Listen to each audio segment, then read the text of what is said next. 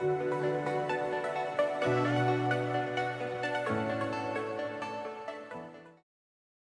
as a Dota 2 player, I love the middle lane, as it's the lane where you're most reliant on yourself, and winning or losing really comes down to you and how individually skilled you are. I love being able to win my lane single-handedly, and the feeling after you outplay an enemy mid laner is, in my opinion, one of the best in the world. This also really helps me be self-critical in my own plays, as it's a 1v1 lane, so I know that if I make a mistake, the mistake is on me and me alone. This kind of helps me not only improve myself, but work towards self-improvement as I try to get better at playing Dota as a whole and try to get better at the middle lane myself.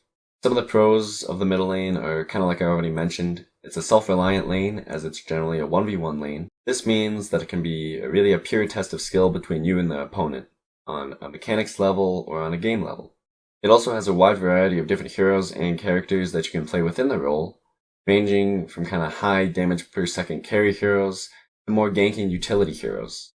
They can all kind of be found in the middle lane role, and then each has a different unique style that you kind of get good at and get to learn. Not only that, but it really can be a lane that can decide the game single-handedly, as if you snowball off the enemy mid laner, you can find yourself being unstoppable when it gets to the mid game. Similar to some carry heroes, you'll often be given a lot of farm priority and you'll be getting a lot of experience throughout the game, but your role in the game will generally be more active as you move around the map trying to maybe farm heroes instead of creeps, unlike a carry hero. That said, that's not always going to be true, as there are some famous examples of maybe Arteezy, a famous player who popularized the style of being kind of a carry hero from the mid, playing heroes like Shadow Fiend and Naga Siren from the mid lane, and actually trying to carry from there by using the experience and gold they got in the first 10 minutes in the mid lane, kind of snowball themselves to being able to carry during the mid and late game. That said though, overall, the mid lane's more of a lane about kind of ganking and creating map pressure than it is about carrying for the most part. Some cons of the mid lane, for example, are kind of what I mentioned earlier. If you let the enemy mid kind of snowball off you, they can completely take over and dominate the game, and maybe even lose your team the game.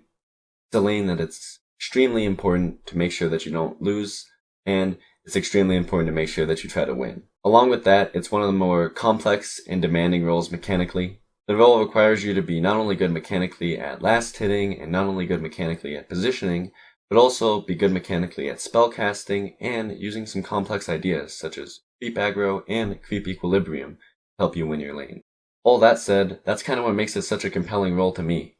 It's one of those roles that has a really high skill ceiling, and you can really separate yourselves from the other players in the game by getting really good at mid and learning to play it really well. In my opinion, it has the highest skill ceiling in Dota 2, as it's the only lane where you're really in a 1v1 and you can kind of outskill the opponents and snowball yourself to a victory.